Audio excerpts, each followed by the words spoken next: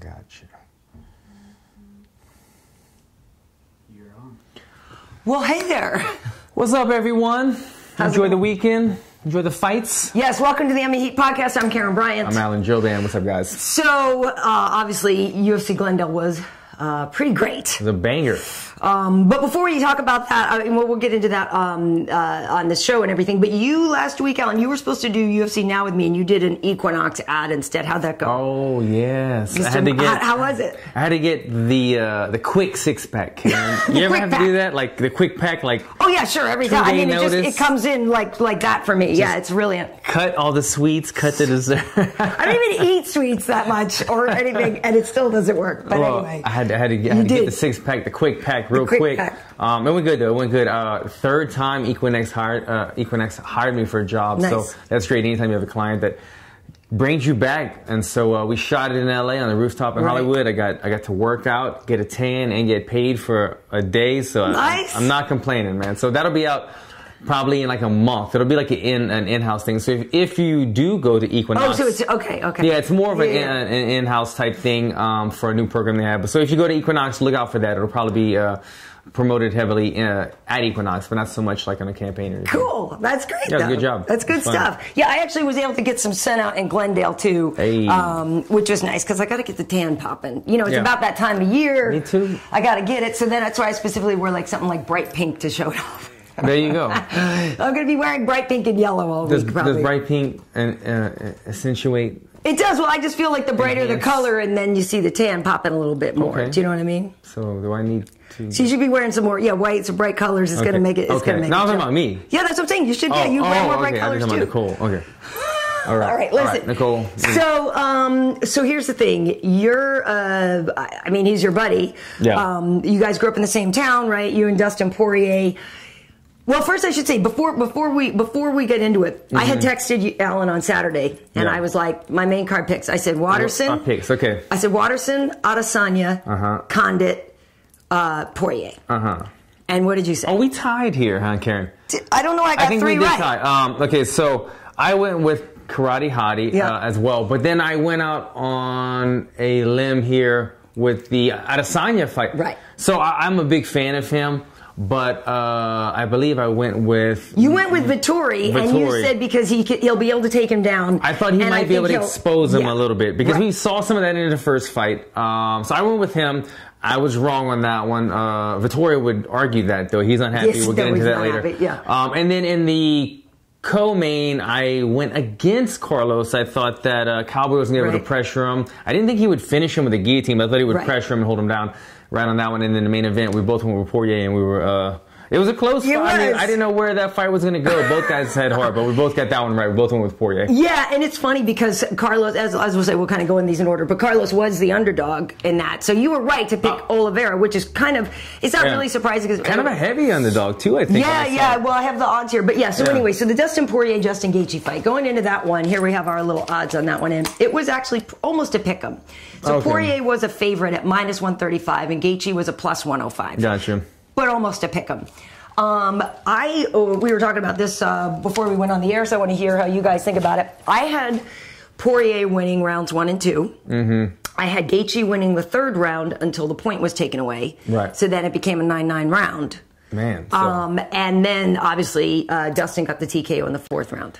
So if this fight, which I mean, for this fight to go 5 rounds, I mean, these guys would have been beat to hell. Yeah. But if it would have went 5 rounds, it would have favored Dustin Poirier, being that he had the point, and then in your mind, the first 2 rounds. Right. I think, if I recall, I had Gaethje with the 2nd and the 3rd, and we were just talking about this before we went on the air. You know, when you watch somebody that you know fight, it's tough. Yeah. Because as you said, you try not to be objective about it, or you try to be objective about it.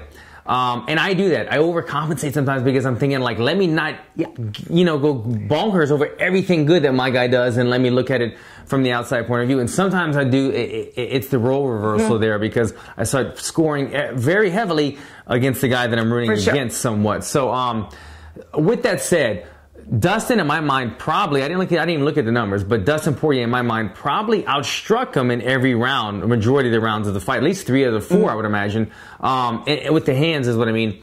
He was landing 5, 6, 7 punches at a time, but Gaethje he would have those hard punches now and then and those devastating kicks that were knocking Dustin around. And the momentum of the fight, and just thinking about long term, I kept thinking, okay, Dustin has thrown everything at him and Gaethje's been able to take it. Right. And now Dustin's leg is about to fall off and Gaethje won the 3rd round in pretty much everybody's mind. Yeah. So I'm thinking, where do we go from here? So in my mind, the momentum was heavily favored for Gaethje going into the 4th. So I was getting really worried for Dustin and then and then he pulled it off. Well, yeah, so I had Poirier winning 1 and 2. And every judge gave Poirier round 1. Yeah. 2 judges gave Poirier round 2. And they all gave it, it was going to be Gaethje's round 3, but again, like we said, the point thing. So I had it Poirier 2-1 going into the 4th. Well, up to. But I did think in the 3rd round, like, uh-oh. And again, nothing against Justin Gaethje. It's just that my pick was Poirier, so that's who I was looking to win that fight or whatever. And the things were definitely turning for him. Yeah. So then I was like, oh no, what's going to happen? And I kept thinking the same thing. Like, the longer this fight goes on, how are they going to be able to continue? Because both of them are just wailing on each other.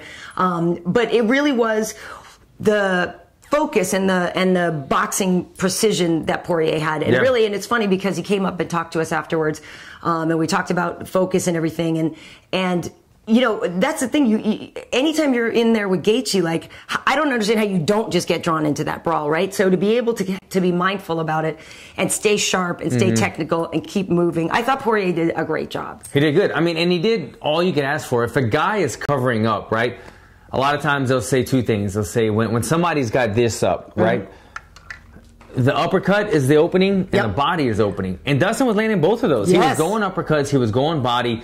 He was doing all that he could. I saw in the post-fight interview, Woodley and them was saying go to the body more or whatever. But everybody always wants you to go to the body more. But anybody that's been in there knows that the body is like a hard thing to go to because it leaves your defense is further away from your face, so you're always susceptible to a counter more. So the body's kind of a risky thing to go to, but it can pay off big. But he was going to all those things. He was doing all he could to put him out. The thing with Gaethje is that he plays his game. He plays the guard game so well.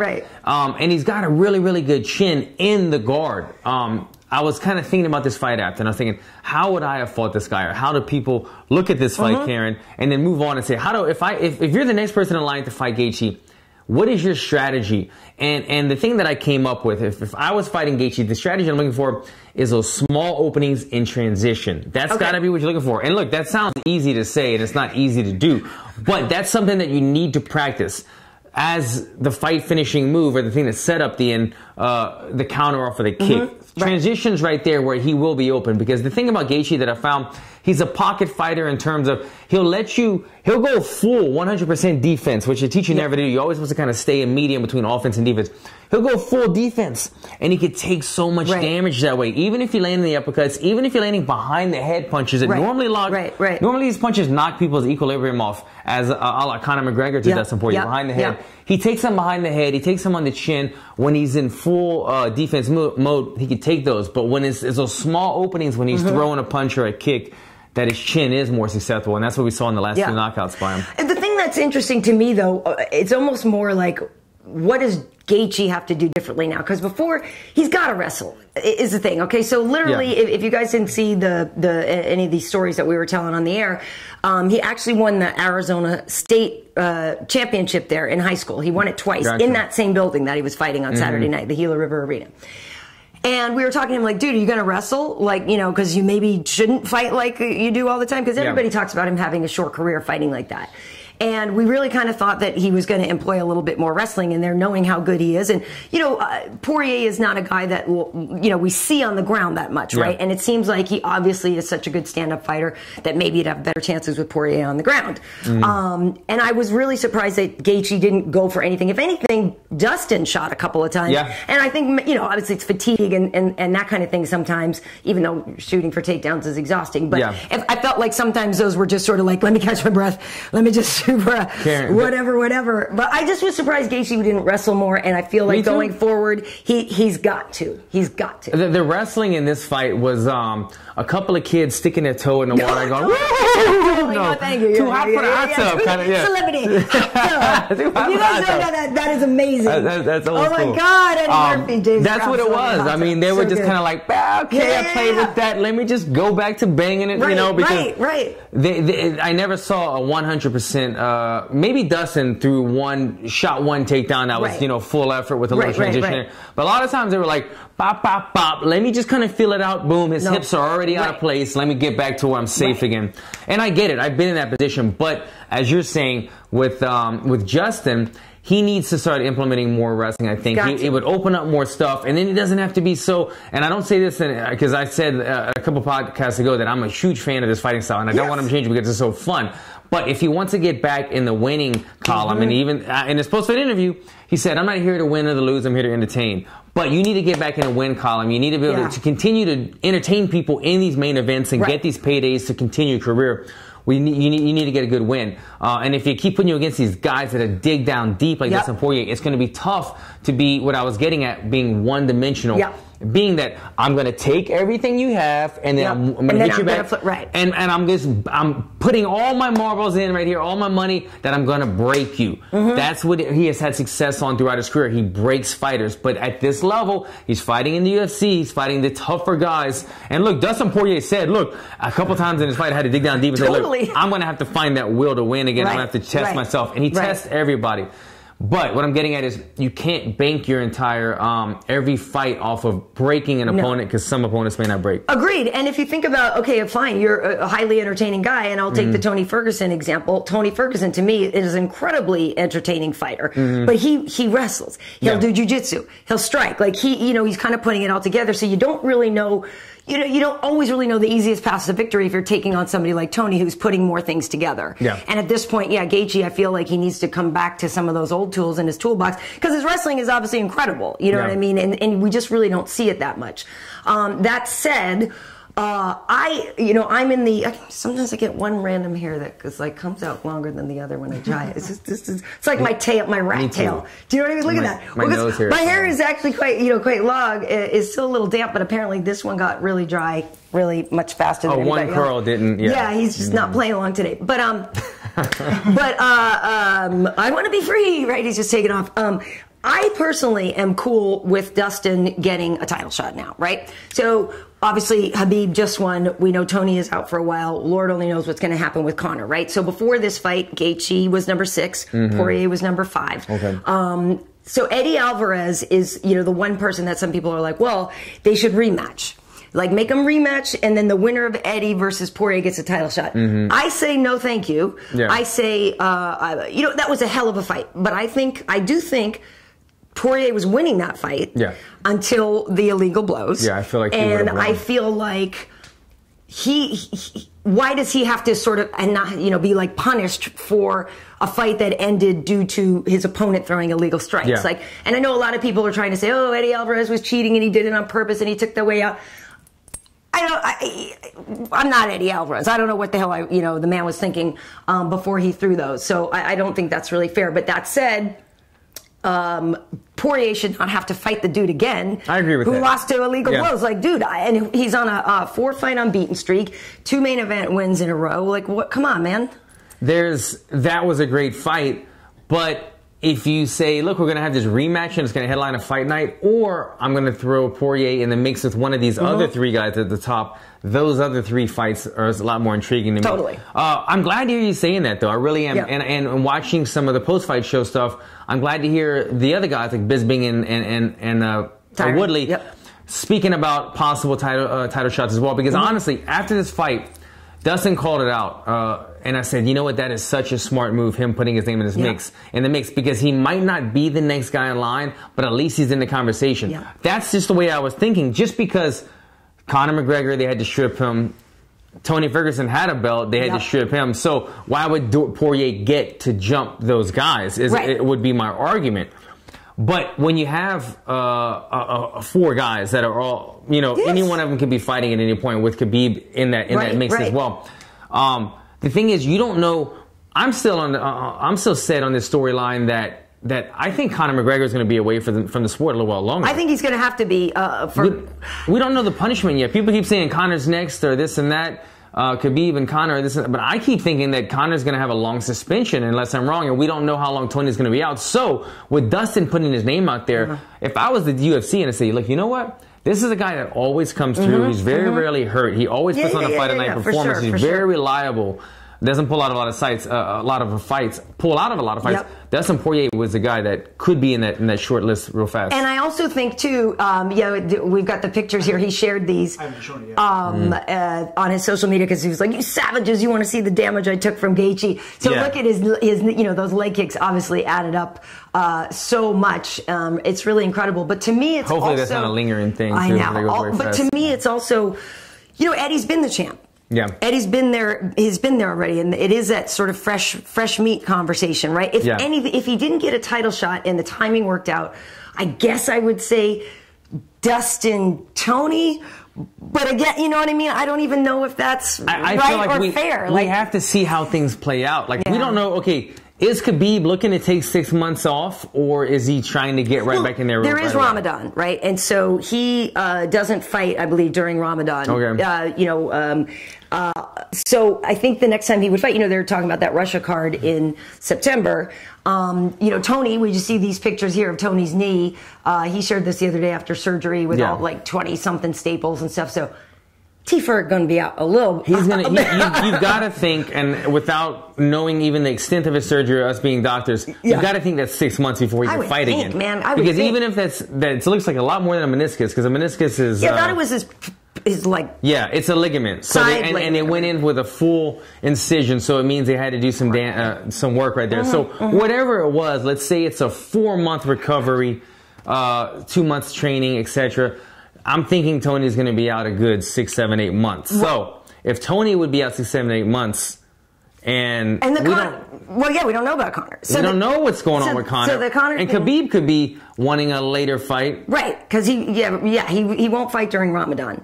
And so the thing with Conor too is, people, it was like, he could come back for the 25th anniversary show in November, or, because it depends on what they say. Like if his legal proceedings. Which is a fight night, the 25th anniversary show? Well, I think it's a fight night, right? I don't even remember now. I think it's the one back in New York or whatever. But okay. Because now I think they're going to do it every year in November, big New York November show. Yeah. And the thing is, how will the commission feel about Conor in New York right now? Like, who knows? You know what I mean? Yeah, and so because you feel like they might just forgive him or whatever, or punish him lightly because he brings so much revenue into that's the thing, is the dollars are always going to play a factor here. But to be real, right? We may not see Conor or Tony or Khabib until the last quarter of the year or whatever. And Dustin, his eye is jacked up, his nose looked broken, his legs are banged. But I don't know how long of a recovery. I mean, if you had to put a time on how soon do you think? If I was Dustin, because he was on crutches and everything. Yeah, you never really know. Look, I went to Disney World after the Ben Saunders fight. Which you shouldn't have done. Yeah.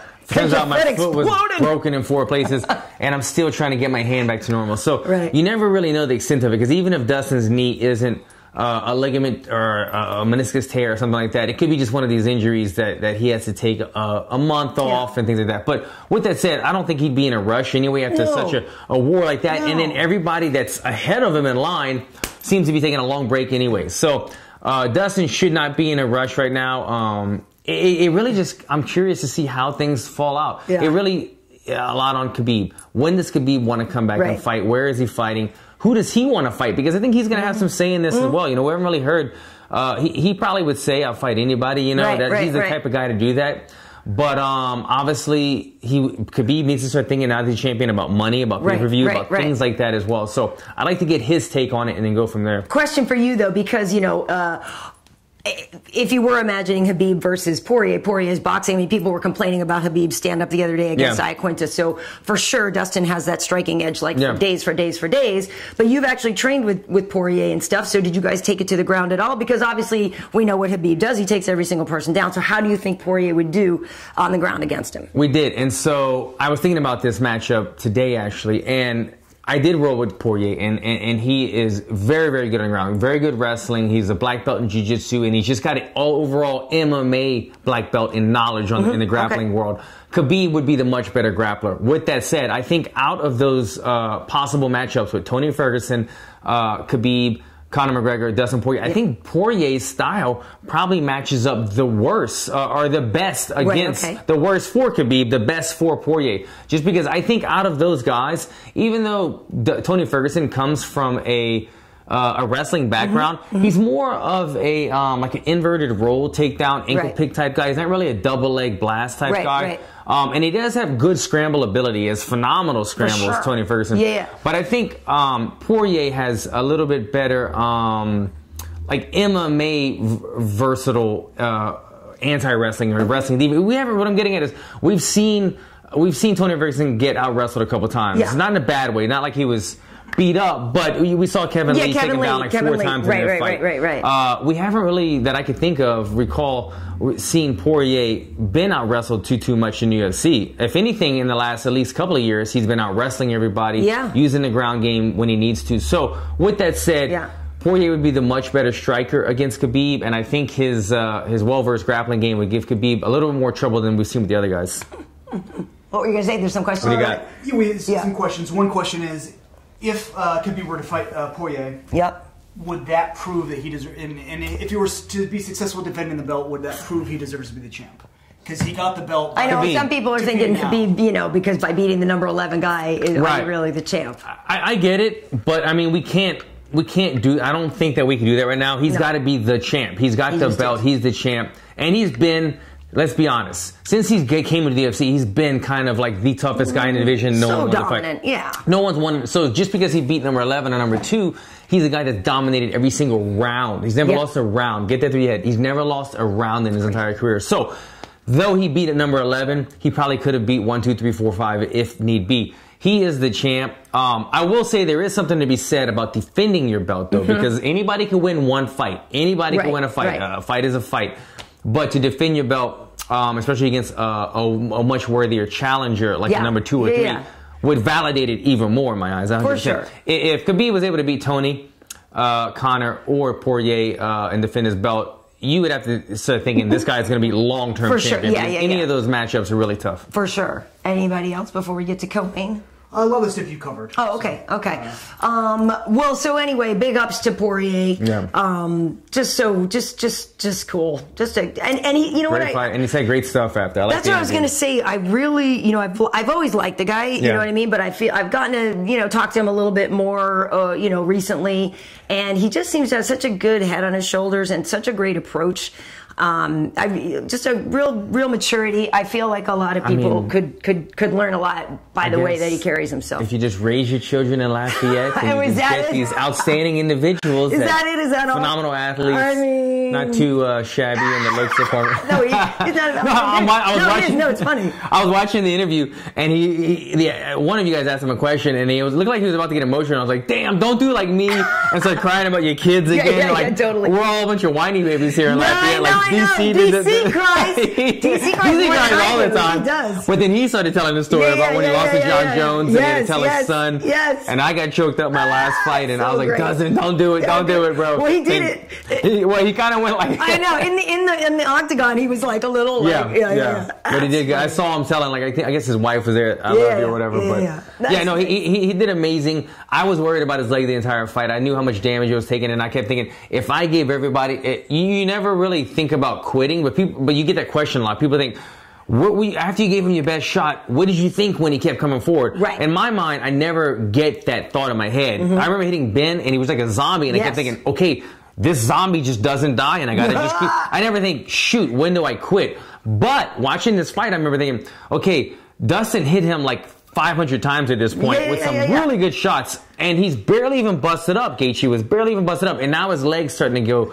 When does Dustin start thinking, holy crap, how do I keep this pace for 5 rounds? And so that's what I was worried about. So for him to come out in the 4th round and take him out like that and to find that opening in transition that I talked about earlier in the show, respect, man. He's a warrior. So good, so good. Well, you just brought up zombies. I'm going to take a little side note, a little tangent. So our good friend Garrett Dillahunt is one of the stars of Fear the Walking Dead. So I don't know if you guys saw it last night. There was the debut of it, and Garrett, like the show opens and the first scene is on our buddy Garrett, and he plays the gunslinger. He's such a good dude. And he's a huge fight fan as well. Nice. So I got a picture of us there back in the day with Burt Watson. What a show to get cast right? on, Well, man. he actually was up for the role of Negan before. Oh, wow. Yeah, and it was down to like him and the dude that got it. And so clearly they liked him. Okay. And so Garrett, now is on that, and it's just so cool. Like he's a great actor, you know what I mean? And so now are you going to start watching a little more? Well, I'm watching because The Walking Dead, like I said, I'm saying something. The Walking Dead was too much for me. Like when it first was coming out, and I don't know, like I used to be into different stuff. Like once I became a mom, like I have to say, my squeamishness went up. Like I couldn't handle some of the stuff. So there was some of that was just like a little too violent for me. I didn't need to see it, and especially too when there's like kids getting killed. You know, I didn't want to. But the Fear of the Walking Dead, I did start watching some of that because is it it wasn't not like that. It's not as bad. I've never seen. It wasn't. Well, I started a few seasons ago. And it wasn't as bad. Like I'm not dedicated. I don't see every single episode. But that one to me seems a little bit tamer. Gotcha. Because it wasn't. It's like it wasn't. Yeah. So I'll watch because I want to see Gary. And he kicked some serious ass last night, so it was pretty cool. Yeah, if I had a friend on the show, I'd probably watch it more. But I just watched The Walking Dead. I didn't even know it was like the series finale or the season finale last night because like don't Negan, spoil anything though because people get mad at you. You guys gotta watch it. Well, some shit happens to Negan, and I'm like, is this happening right now? I was looking at my wife wait, what? So what happens now? And then I was like, oh, that was like series. Season finale. So right, crazy show. If you didn't watch last night's episode, go ahead and watch it. It's a good one. But yeah, I'm gonna go on record and say Fear the Walking Dead is gonna surpass The Walking Dead. Oh, I think the momentum's gonna shift, and everyone's gonna be talking about Fear the Walking Dead. I don't without know. having watched Fear the Walking Dead, that's some big shoes. I know. You got Morgan crossed over. Wow. I mean, all right, you heard it here, guys. That's Wade's pick. But yeah, it's anyway. Garrett's a good dude, and so you guys should check him out. Okay, Very cool. Moving on to another good dude. Is he another killer as well? Yes, a natural born killer. Going into this fight, as we said before, I had actually picked Condit in this one, but I'm not even really sure why. Part of it maybe was because Cowboy was coming in on like 2 weeks notice, 12 days notice or whatever. And he's hit or miss sometimes. Right. And Carlos, I feel like at this time, Magny is a good wrestler and stuff like that, right? So I was like, I felt like this time they gave him somebody. We usually see Cowboy kind of striking more and stuff. So I figured, okay, they gave him a guy that'll stand with him and strike. And I feel like Carlos will get his groove going, and I felt like he would be able to get a much better striking assault going. Yeah.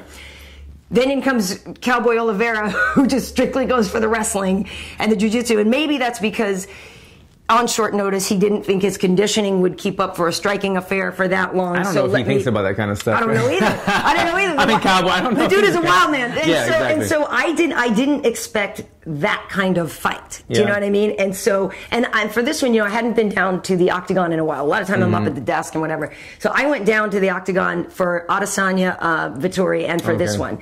So to see it in person, like, it was going well, but all of a sudden when Carlos's head got cut open, and dude, he's got like the reddest blood. He must eat a lot of iron. Yeah, I think he's like very white too. No, I know. And I was like, oh my God. Like it was, but it was a good fight. You know what I mean? And they're having reversals and they're doing this. And it was very competitive. And I was really, really enjoying that fight. That said, like I said, I was just surprised that Cowboy got him that way. I didn't expect him to do it that way, but Cowboy is very good and very dangerous. And I really like his, I feel like he's got one of the best smiles in the business. Like he just seems like Cowboy smile. Yeah, he's like it's pure joy when he's in there. Do you know what I mean? He's dancing. He just looks like he's kind of like the other Cowboy. He just kind of doesn't care. So he doesn't get. The dude used to be a bull rider, so what he's doing now. He dances a lot. He just seems like he's in there and he's just living life to the fullest. Yeah. And I find that to be very endearing about him. Yeah. But obviously he's very dangerous too. I didn't expect him to submit Carlos Condit. I was shocked. I was kind of watching the fight thinking, I don't want to be hypercritical because it's my division, but I remember thinking, God, I'm seeing a lot of mistakes happening. I don't know if you remember watching this, but I remember watching it and it was like some transitioning in the scramble department where I think they had each other against the cage and Carlos shot down for like a double and I think he had like both hands wrapped.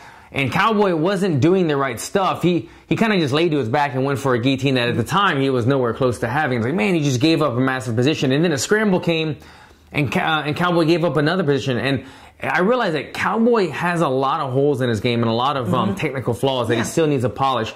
But he's so tremendous in the athletic department. Very strong, very athletic. He just kind of muscles. They talked about this during the show as well, that he muscles a lot of things. And that's why it's a hard pace to keep up with. And hopefully he can tire him down later in the fight. But he usually gets by guys muscling it. He had some bad mistakes that I saw, that he was trying to kind of muscle things or give up positions. He wasn't fighting smart.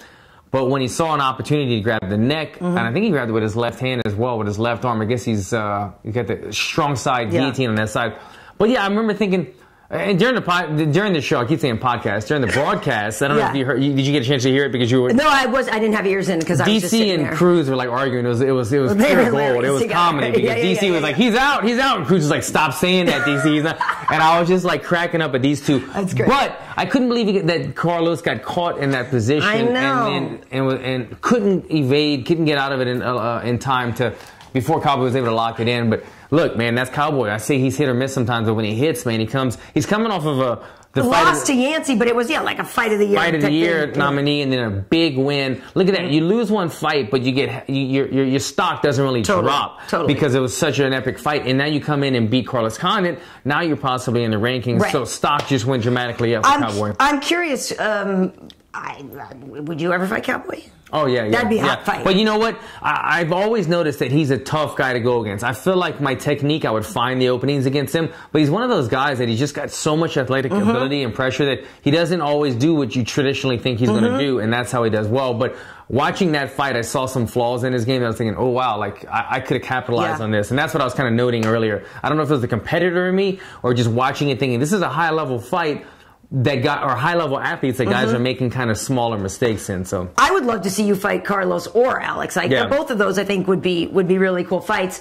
And I don't know what Carlos is going to do. You know, he did say something about like, I don't know if I still belong in here, and I think he does. Like, so that's the thing, right? I don't think it's necessarily.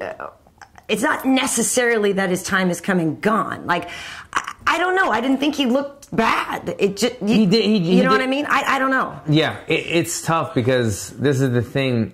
When you see an old boxer and all of a sudden he visibly doesn't look good, you know, God, he shouldn't be there anymore. Right. Look, I hate using this example, but I have to. It's when BJ Penn fought Yair, he did not look, he looked way past his prime, right? So that's a visible. Yeah. When you see Carlos jump in there, he still looks sharp. He still looks in shape. He's still a pretty young guy. Yep. But he doesn't have that killer instinct, that edge that he had, that he used to have.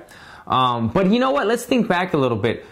Carlos's last win was to Dustin Poirier's teammate, right? It was a while ago. Oh, Alves, in May of Thiago Alves. Yeah, it was after the knee surgery. Tremendous fight. Yeah, it was going back and forth. Carlos caught him with an elbow, and I think the cut might have stopped the fight. It was something along those lines, if I remember that fight correctly.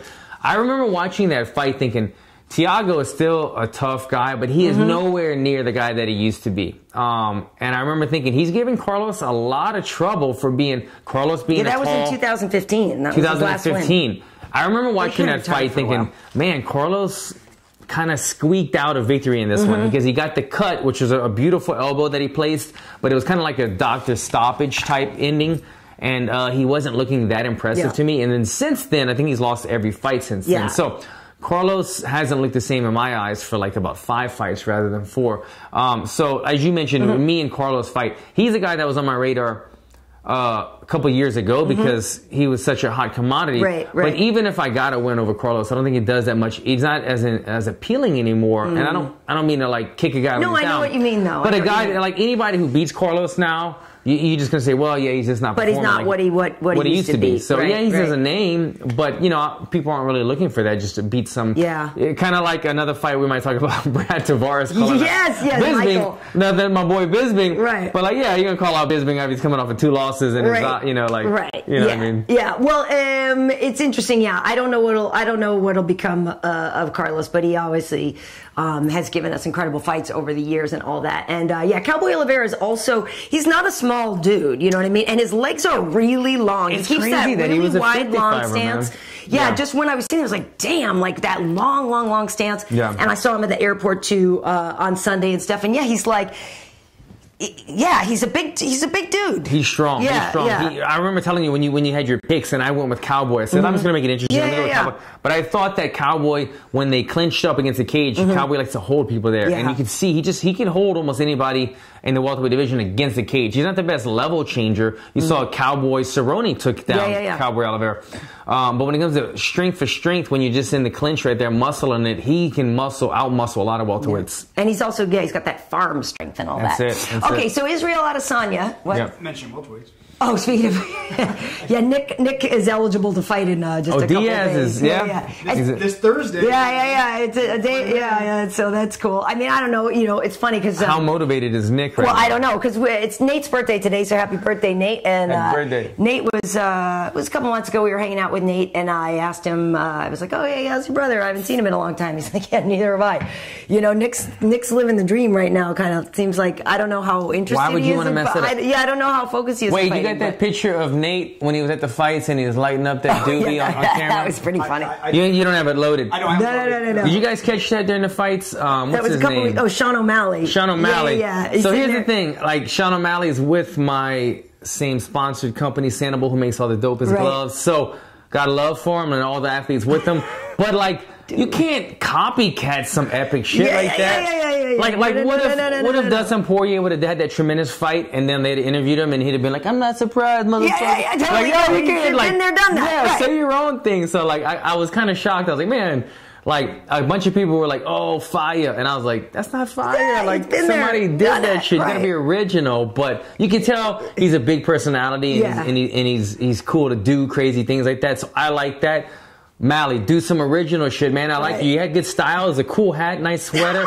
You got a doobie with you. That's dope. That do your thing. But make up your own shit, man. That's just my advice moving forward. Absolutely. Well, let's move down the card. Israel Adesanya and Marvin Vettori. I saw this as a clear win for Adesanya, 2-1.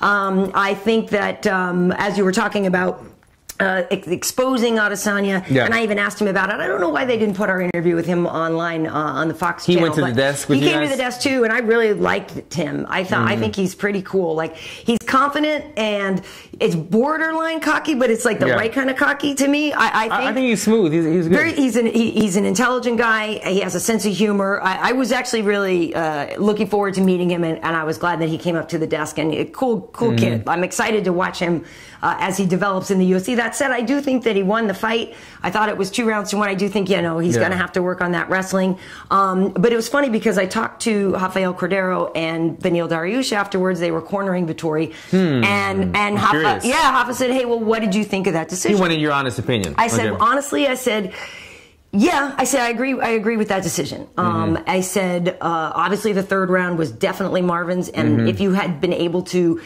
do that a little sooner in the fight, score some takedowns, you could have probably stolen some of those rounds. I said, obviously, that's easier said than done. Just go take him down, right? But I said that you needed to do that sooner. I said also, I didn't like how Marvin only backed up in a straight line. I didn't see Marvin use a lot of angles, right? And so I felt like he was always just there for Adesanya to hit, and Adesanya can throw spin and stuff. If he doesn't have a moving target, he's going to land his stuff. And he didn't even land as much as he's landed in other fights, but still, I felt like Marvin was just too straight, too linear. And then I also said the part with him sort of asking for timeout a little bit for the eye poke thing. That could look like you're looking for a rest or an excuse, and it just doesn't show me confidence in there, and that's bullcrap, because if you got poked in the eye, that sucks, and you can't do. But by pausing the action like that, it made Israel look even more the aggressor. And look, this was in my mind all day today. I'm glad you pointed it out. Not this exact incident, but things in fights, it's really tough to weigh out. Am I only looking at damage or strikes landed, or I'm also looking at ring generalship? But when you think about ring generalship, I don't really think about just moving forward. I also look at like confidence and those things. And so when somebody gets hit, you say, oh, it was that 3 significant strikes. But when the guy does this, Nah, player. And he's just like got swagger. I'm like, I don't know if I could call those significant strikes. Even if they landed and the dude just kind of laughed at it, I don't know if I count him anymore. And Israel did a nice job throughout the fight of really saying, you know what, like nothing's really hurting me too bad. And man, he had some highlight reel lean backs off of the God, kicks. he's so good at getting right out of range. I mean, one of them, he leaned all the way back. It looked like one of those, like, on your phone where it's like, hey, yes, or whatever. Like one of those little emojis or whatever. Or Neo from, something like that. I mean, it was picture perfect. Yeah, it was. But Marvin did a great job on the other hand, though. Look, this is the first guy to even take Israel to That's right. He's never been to the third round. Never been to the third round. We saw on his face that Israel was sustained some damage. Yeah, fat lip and his eye got banged up a little bit. But I got to say, even though I've rode with Marvin, he's a good dude, and I was wishing the best for him. I saw him at the Glory fights tonight, a couple nights before that fight, and we were hanging out. I had it the same way as you. I thought Israel did enough because even though Marvin took him down in the third round, there wasn't a whole lot of damage or close fight-ending things happening. He just was able to take him down. He kept going for the inside trip in the first round, too. I would like to see him mix it up. Like, when you go for one technique 5 times in a row, the other guy is able to make an adjustment. So he was never able to finish that takedown. But Israel, big things for him. I think he gets the MMA out. He gets the UFC world in terms of he could fight. He's got swagger. He's got style, and he knows how to say something interesting at the end of the fight. Does. You need to have all that stuff. I like that. Well, the first time when he said he was there and he pissed all over the octagon and marked his territory. Look, I think the next day Dana White was retweeting his shit all over. He's like, oh shit, we have somebody that could sell people, sell fights. Exactly. And a lot of people do make the comparison of him to young John Jones, which apparently he really doesn't like and doesn't want that. But there's a little bit of But you can see it, man. You can see why people say that. Look, okay, I get it. I have an Asian wife. Okay, but as soon as I turned on the TV and they showed a little thing, she goes, "Oh, John Jones is fighting." I go, "Babe, you can't." What all black people look alike now? No, but you know what I mean. He does have a small. He does resemble him a little bit. Okay, especially he resembles him a little bit. And then the other thing is that adds to it that he probably hates is DC was called on a fight and he's like, "Look, I know he doesn't like this comparison, but we were going to bring him in because he's similar to John Jones. He's long, he's lanky, he uses his reach. So those comparisons will always somewhat be there. But no, he's a different fighter than John Jones, 100%. And the first fight we were kind of talking about this. I think this is his second fight now. We know that, look, John Jones is one of the best we've ever seen, and he's a wrestler. Israel is just an amazing striker who's worked.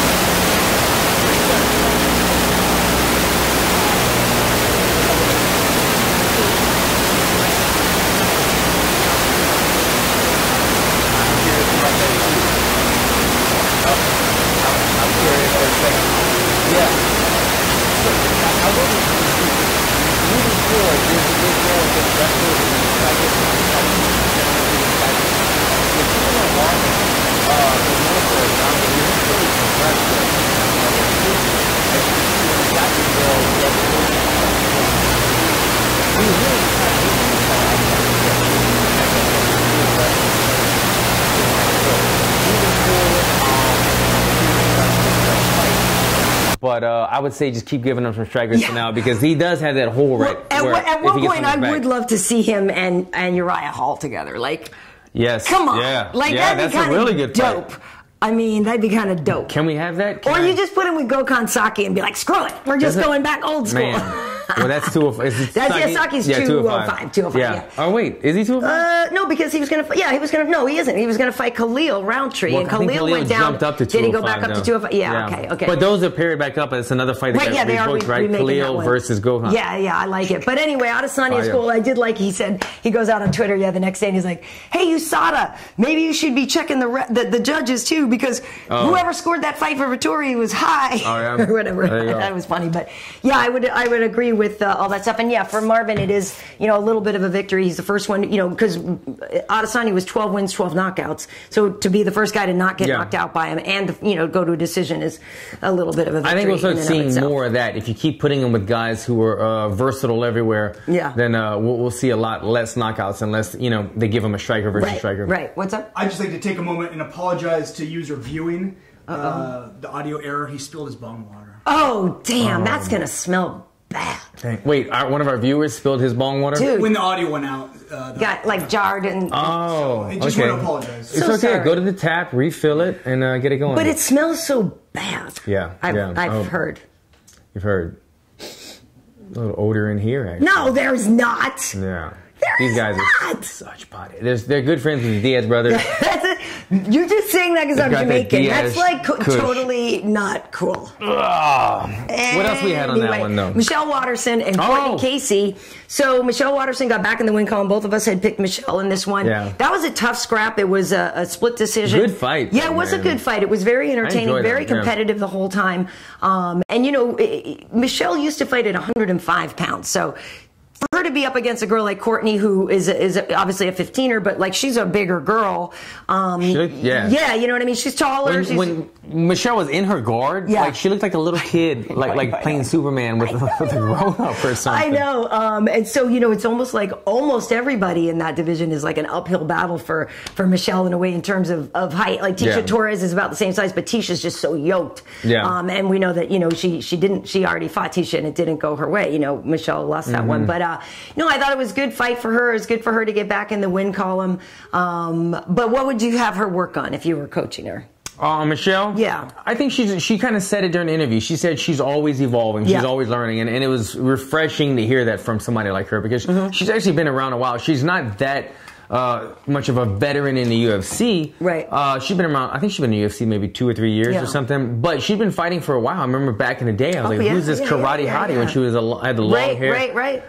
So I've been a fan for a minute, but she's always evolving. You saw it. She's known for being the Karate Hottie, and you see that in her kicks and everything. But when you see her with those wrestling transitions and the submission attempts and whatnot, she's really good. Actually, it was Cortney with the great submission attempts. Yeah, she did. She almost got her a couple times. The arm bars and everything, but Karate Hottie had the wherewithal to get out of those, slip their arm out, play it safe, but continue to evolve. I'm glad to see her in the win column, and it was just a good fight. I remember watching that fight thinking like, I'm enjoying this. I'm enjoying seeing like somebody throw up a submission attempt, an escape, a scramble, an exchange on their feet, a back and forth. Not a one-sided fight in any way. It was like an entertaining, a well-balanced mixed martial arts fight to start off the card. Or was it the first one? No, that was the first one on the main card, which was great. And, you know, Michelle definitely needed to get back in the win column. She dropped 2 in a row. And it's interesting, you know, the body armor drink. When we were in New York last year, and we had that whole press conference, which you can see that we got on my channel. But Ngannou, Cody Garbrandt, Cynthia Calvillo, Michelle Waterson, you know, they're all sponsored by this, and all of them lost their next fight. Calvillo was too. Yeah, Calvillo, and so they all lost their next fights, and we were like, oh no, that's like a weird kind of thing. But Michelle now back in the win column, and you know, I really like. She's got a very good outlook, a very positive outlook. She's a very upbeat girl. So congrats to her. So on the prelim card, so we mentioned it before, Brad Tavares. Calling out Michael Bisping, and so then Brad actually came into our production office. Into it. So if Wade, you can roll that tape, you guys can see Bad what Brad Tavares. Hey, come on, Brad. Get the fuck out. Oh no! Let's do it. Hey, buddy. Come on. Hey, come on. Great win, Brad. Thanks, Karyn. Yeah. Hey, Ray. Buddy, what's up, Ray? Hey, Ali. How you doing, pal? I know. Brad, you're lucky I didn't stand up. We're gonna have to put you down. What were they saying right there? So that's a no, Michael.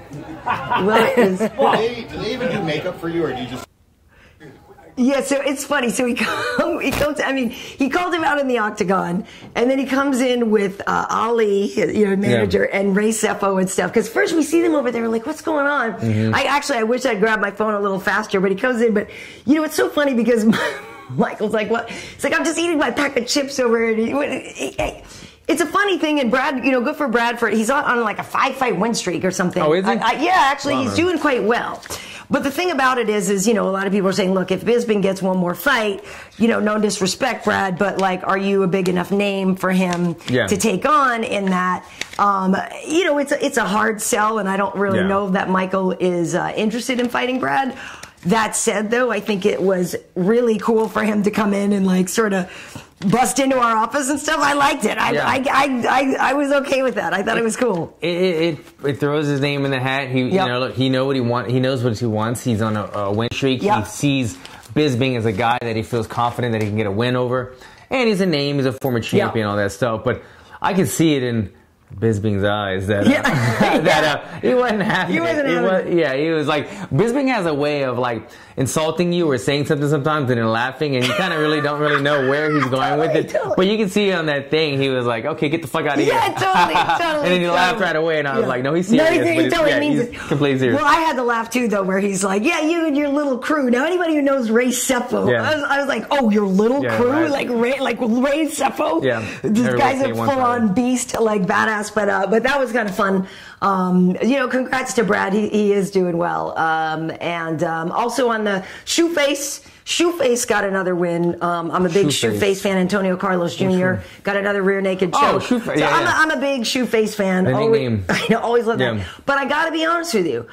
I'm pretty disappointed that Gilbert Durinho Burns did not get a $50,000 bonus. Dude. Who else got the bonus? Cowboy Oliveira got the bonus, and Vettori. Oh, they gave Cowboy a bonus for the submission. But for submitting Carlos, and Vettori got it for the omoplata. Because it's like the second omoplata. But dude.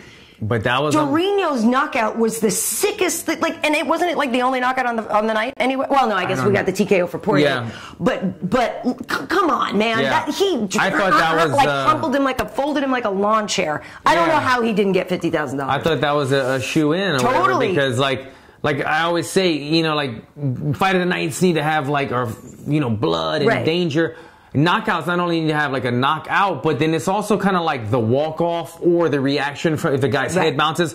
To have a guy unconscious on his knee like that, just out. I mean, his face was on his knee, and he walked away. And granted, this is a phenomenal world-class jiu-jitsu guy laying this knockout. I think he deserved the bonus. He got gypped on that one. He definitely You needed to tell Dana, are you going to look him up? I know I don't get to go to the press conferences as much anymore like I did for you. She got me an extra couple of G's that one time. She spoke up. I do what I can. But Durinho, like you said, is a jiu-jitsu guy. The first time we met him, we met him with Vitor at Extreme Couture because he was Vitor's jiu-jitsu coach. You know what I mean? And that's when we first met Durinho. So that was years ago. And so the fact that, he's got that in his hands as well is incredible to me. And he did. He crumpled and he just knocked like bam. And then the dude's head hit his own knee. And he's just folded up there. To me, that was totally deserving of it. But it's funny if you look on Twitter, he and Aubin Mercier are going back at it because they were supposed to fight before. And then the commission said Durinho was too heavy and they wouldn't let him cut more weight and all that. Had impressive victories. Olivier got his first knockout win the other day too. That's true. So maybe they'll put that back together. I would love to see that. I actually would like to see that. Both guys, tremendous grapplers, man. Both guys really, really well. For sure. I would think that even though Olivier is really well known for his grappling, I think that just credential-wise and everything, Burns is on another level. Though I would think. I think Olivier, has made some waves, and I'm just speculating, but made some waves in Canada and whatnot in grappling. But Burns is like a world-class jiu-jitsu guy, and he's got tremendous takedowns and wrestling as well. So. I'd love to see that fight. And if I'm not mistaken, his debut fight, I believe it was when he got the belly down armbar over Cowboy Oliveira, when Cowboy used to still fight at 55. Burns got that. Durinho submitted him, because I remember when he first got there, and like I said, we knew him, and like Kenny and stuff, we were like, no, you need to watch this dude because Durinho's got the sick jits. And he was even saying, he's like, I think he's going to be a champ one day, and blah, blah, blah, blah, blah. Submitted my boy Chris Osiagos, who's got a tremendous wrestling. Yeah, and so there's been a lot of buzz on him and everything, and I'm pretty sure that was what he got, was that time when he got the belly down armbar, like a third round, late finish. In Brazil, I think, anyway, Durinho, if it were up to me, you'd have an extra 50 G's. Yeah, that sucks. It does suck. It does suck. But yeah, all in all, it was a good night. Good card. I had a good time. The Glendale crowd was really cool. Yep. They were into it, and it was like they were, very friendly. And like I said, I walked down to go to the octagon, and I end up, where I am, I have to come out sort of like the same tunnel as the fighters, and people are like, KB, and I'm like slapping hands. I got to experience what you do a little bit. It was fun. What music would you come out to? So there's a couple of choices. Okay, she thought about But anyway, I loved your crowd. You guys are awesome. So one of my choices. You had security role. There's my. Well, they weren't with me when I did that. I saw that. Me and my security detail. It's funny. That's like the guys are. I ran into Don Fry. I love me some Don Fry. That was really awesome. He's the Marlboro man. He's amazing. He's amazing. But yeah, so for my walkout music, it would either be, and I don't know if they would let me do it. Prodigy. Smack My Bitch Up. Oh, yeah. Okay. Wow. Right? Like, okay, it's been a minute. I mean, but right. Yeah. I mean, that song is dope, right? Yeah. And it's like high energy and everything, but it's so wrong. It's so wrong. The other one is from NERD, Rockstar. It's Give me a little taste you think that you can get away with it. You think that it's almost over now. Almost over. Oh yeah, now. Okay. You know what I Okay. mean? Look at me riding out the window of a cop car. It's just like it's just awesome and like badass. And so those would be. And in fact, I really probably would pick the NERD song over "Smack My Bitch Up" because I don't want to disrespect my girl, but like.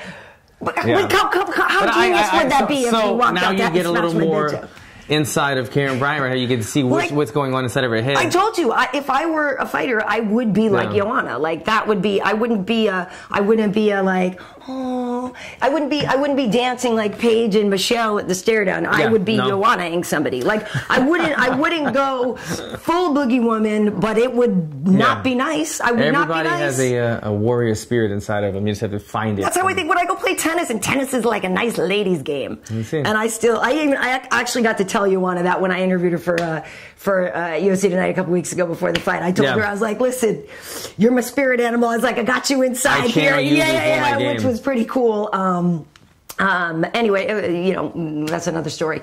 But so do you always use the same walkout song? I can't remember. Yeah, always Gangsta's Paradise. I mean, early in my career, I did a lot of Lil Wayne and stuff like that. I think DC does too, kind of the Louisiana thing.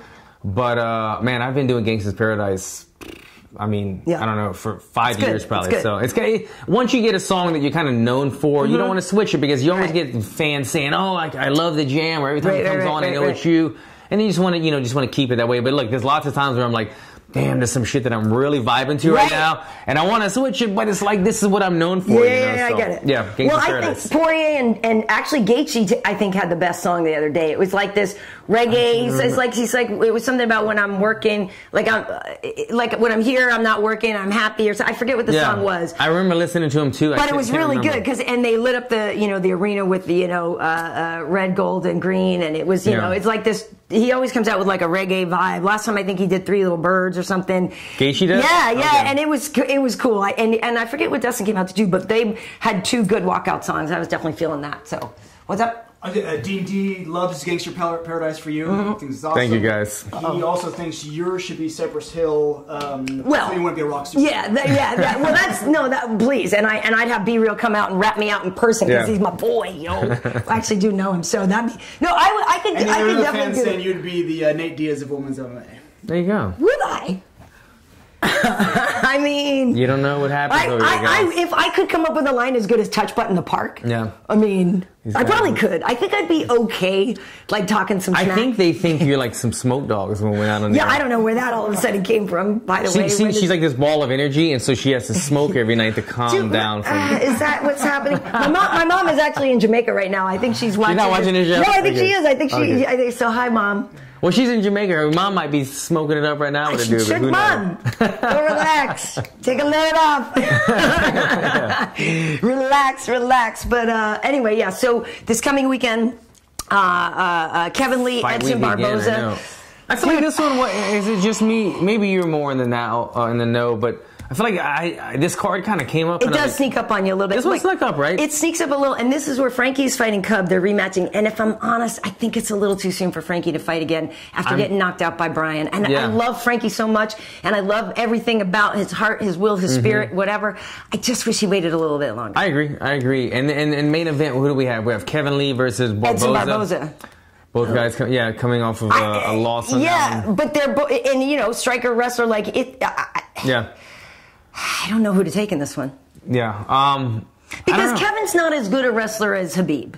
Yeah, no. You know what I mean? No. Not that he's bad. No, he won't do that to Barboza. He might take him down, but he got Tony down. Maul him on the ground. Right, he got Tony down, though. So he might be able to get Barboza down as well. Yeah. It's just, we always talk about this. Most fighters, even when we're doing like UFC now and stuff like that, and when we ever do the top 5 strikers in the UFC, like Edson Barboza is almost unanimously voted as the best striker in the UFC. But he has my vote. Yeah, so when you add everything together, he's the crispest. And because of those reasons, I'm gonna take him on that. Yeah, I'm gonna go. And I like, I gotta say, I like the new posters. The UFC seems they've been designing a new poster designer or something. But lately, it used to be very traditional, kind of like monotone colors and whatnot. Right. And now they've been kind of mixing it up. And I saw the poster on this one. It's got like a black background and it's got some cool wording in between. Whoever's doing it, I'm digging it. If you guys like it as well, let me know. I'm digging the new posters. Cool. All right, well, do we have any questions here before we get going? There was a pretty good little debate going. One fan would love you to see you get your revenge against Nico Price. And other people are saying, you know what, that's just a bad matchup for Allen. He'll always have his number. And now there's a whole debate going back and forth about, he didn't get his goddamn referee meeting. Thank you. Where he got to tell the referee, look I'm going to make Karyn scared and I'm going to maybe get tagged in the first round. Look my girl. But I'm going to come back. Sticking up for me. So give me a minute. Give me a hot minute. Give me a second to regroup. I'll get it. I appreciate that, though. I appreciate the love. No, look, honestly, I think if me and Nico, you said bad matchup, he called me, but honestly, I feel like I would beat Nico. I feel like if we fought 10 times, I would get like 7 of those. I feel like I have Nico's number. But is it a fight that's like intriguing for me to go and hunt down? No, because honestly, like, I don't mean any disrespect. I'm happy for him, but he's not a name at all, and he's not like anywhere in the rankings. And he is a tough guy. He's a tough matchup because he's a big dude, and he's only got like 1 loss, and he's got like a lot of good things about him, but he's not a big draw. Doesn't do a lot for you. So he's not a fight that I would go after unless they offered if they wanted me to fight him. But no, man, I feel like if I could have a rematch with him, I'd prove it to you guys. Yeah, he got caught. I mean, he didn't beat me up for 15 minutes. No. I got caught in 2 minutes by a punch and stopped a little bit early. So until we go past at least 1 round, you can't really make decisions yet. Judge it. For sure. Yeah. And then the other question that keeps coming in is UFC 225 is now hosting RDA versus Colby for the joint belt. Do you think Colby's team was scared to go back to Brazil? No, I think it was actually the UFC that said they didn't want to deal with the security risk. So initially, they were going to be the co-main event to Amanda and Rocky Pennington fighting in... We're talking about Colby Covington and RDA. They were initially going to fight in Brazil. That got changed. Yeah, to Chicago.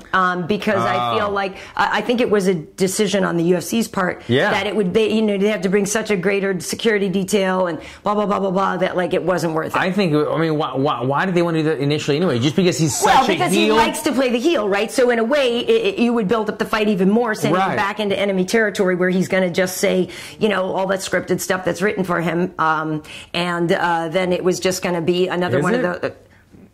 So they moved it. Give us the good stuff, Karyn. This is news to me. Do you think that that's really him, like... Well, I know he's just saying stuff, but it's written for him? Yes! Yes? By who? The same guy that used to write for H.E.A.T. H.E.A.T was written? Yeah, that's what I've heard. Yeah. So I guess what you're saying, at the end of the day, it's all about delivery, okay? Right, and the thing about it is like, he put out Colby's not delivering. He put out a tweet the other day, after the fights or whatever, I saw it, and it was him with like 2 girls with big booties or whatever, and Colby? Yeah, and he, saying some of his other nonsense. But the funniest stuff is reading the replies to it. Yeah. Because the people who just call him out on like being such a transparent, he's so obvious in his attempts to play that role that some people obviously go for it, but I feel like a lot of people, maybe you laugh or maybe whatever, but like I don't think too many of us are falling for it and thinking that he's really a gangster. Like, I think it's just a dude trying to make a name for himself, and so he does this stuff. Yeah, I figured he was just saying whatever he could. I thought he was, in his hotel room writing it down, trying to think of some stuff to say just to criticize people. Right. But man, is that where the game is going now? Where now we have to bring in writers and shit? Well, it isn't though, because it's funny. I have this conversation sometimes with Woodley, and the thing is it's funny to me. Somebody in the crowd. Does he put a lot of thought into what he's saying? Well, it's not like scripting. He doesn't have somebody writing for him or whatever. No, it's just funny because when we were there, when we're on the set and when we're in the arena, there's people around, and so some of these people yell at us, and somebody like yelled out something like that Tyron was ducking Colby, and it's like, guys, it's like ducking Colby. He would wreck him Yeah, I feel so. So fast. Like, it's not. Did you see Stephen Thompson's Instagram story where they were in the back before the press conference and what's his name? Oh, Colby and RDA were talking. Well, Colby was there, and what's the welterweight, the black guy that had on the like traditional clothing? Oh, Usman. Oh yeah, Usman and Colby were going at each other. Usman was like just giving it to Colby, and Colby had no response for it, and he was like, "Man, you run your mouth, you talk all this shit, blah blah blah blah. Where you at now? Say something." And Colby was just on his phone like he was deep in thought, like just like ignoring it. Avoid. And it's like, okay, I get it. Like you say stuff just to get a reaction, but I mean, you at least got to be able to defend yourself 10% to make us feel like you really are the gangster. But if you're just gonna sit there and let somebody just road dog you, just say everything they want to and punk you like that, then it's just giving it up. You know, he's just showing like he's just all talk. He's just doing it to self-fight. So yeah, it's not believable at all in my book. Because then when he got to the press conference, Usman even called him out on it. Yeah. Because he's there and Colby's trying to look like Conor with the striped suit and the glasses and everything. I mean, the suit, fine. He looked good, but he looked sharp. Yeah, for sure. But Usman then was calling him out on that. Like, just a couple minutes ago, bruh. Like, where? So who wore it better, or not wore it better? No. Did Usman outdress Colby, or did Colby outdress? Well, yeah. I mean, who knows? Which look was your fave? Was it Usman? Was it because that's going on the limb right there? I know, but it's cool. Or did you like the pinstripe? I like him repping the traditional stuff. And it's interesting. Last thing I'll say about the Colby thing, like I forget who I was talking to about this, but it is interesting to me that he chose to go the heel way, right? Because if you look at him, like, he really isn't a bad looking dude. Colby? Like, I mean, like, there's so many other ways he could have gone. Like, he could have tried to go the like Rockhold way. That's who I thought. And I don't really understand why he went a-hole as opposed to. He Honestly, could have done a different thing and maybe been more successful. You can't help but judge somebody until you've met them. I mean, I don't mean that in a negative way, but you have you paint a picture of who you think this person is. And before I ever met, I've met Colby. We fought on the same card before and stuff. But before I kind of saw this character come out, I always thought he was like the clean-cut white guy. Yeah. Just because I just saw him and they were kind of talking about him, building him. Oh, this guy's coming out the gym. He's going to be the new thing. Right. And I was always like, this like clean-cut. He looks like he looks like if you painted a picture of a wrestler. This is him. He's like the short hair, stocky guy. And then this character came out, and it just threw me for a loop. I was like, this doesn't add up, I think that's why I kind of have an issue with it. But you know what? Good for him. I mean, you gotta, there's how many people on the roster, so he's got to do something. And we are always talking about him. But I do not think he would beat Tyron Woodley. Yeah, I agree with that. Nope. Last question. Speaking of Rockhold, we had a question. Who would be the better Zoolander, Allen or Rockhold? Well, playing the character in a movie? Okay? Or who's more like the I think character. I would be able to be the goofier actor than Rockhold.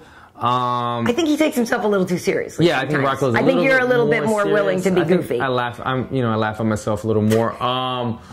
Who maybe is living the Zoolander lifestyle more? I mean, I don't know if Zoolander was on yachts and stuff, but Rockhold's living the dream. He's living a good life. I don't know if Zoolander are more like 007 or some shit. Yeah, I don't know. I always see him like, he's got a chef, and I have a beautiful Thai wife who cooks me food. I love you, baby. But I ain't got no chef. No. So Luke's I don't know. not doing too bad for himself. Yeah, he might be winning now. Yeah. What's that? This weekend you weren't doing so bad. Yeah, you were living large out in Catalina. Well, with that said, baller. We go to Catalina Wine Spritzer, and we do those things. We took the chopper to the helipad. Get to the chopper.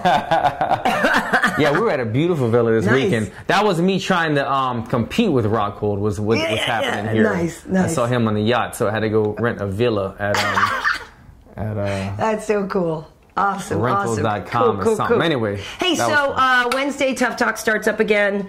So I got to start watching Tough Talk. You mean the Ultimate Fighters? Yeah, and then we do Tough Talk. So that'll be me and Mike after Tough every week now for the next 12. So I'm excited. And I have a bunch of episodes. I haven't started watching them yet, but I got to start watching tonight. But I'm looking forward to them. They're all undefeated fighters. So they didn't have to fight to get into the house, but so they just kind of get there, I guess. But man, it's gotta be tough to find undefeated fighters though. Yeah. Everybody's got like one loss here. Like most guys, you know what I'm saying? You might have the next great thing that lost his debut, but then went eight wins after that. So man, it must have been. They might have had to do some stuff, and they were like calling up Shirt Dog, yo, get rid of that. The one gotta go. Yeah, exactly. Yeah. All right, cool. Well, on Instagram, I'm KB Heat. On YouTube, where you're watching this, it's Karyn Bryant channel. Obviously, you should look for MMA Heat and all that. And yeah, so I'm in Wednesday for UFC tonight and Tough Talk, and then working this weekend too. Boom. At Alan Jouban across the board. Oh, go check out YouTube.com/Alan Jouban. I started a page. I'm going to start uploading a lot more stuff, but I've only got like one newer video. But Partnered Up with Sandoval, we're going to be showing a bunch of technique. I'm going to show some other videos as well, but give that one a follow. Alan Jouban, YouTube.com/Alan Jouban. Cool. All right. Well, thanks for joining us. Yeah, appreciate it, guys. Hope you enjoyed it. See ya. Peace. Get to the chopper.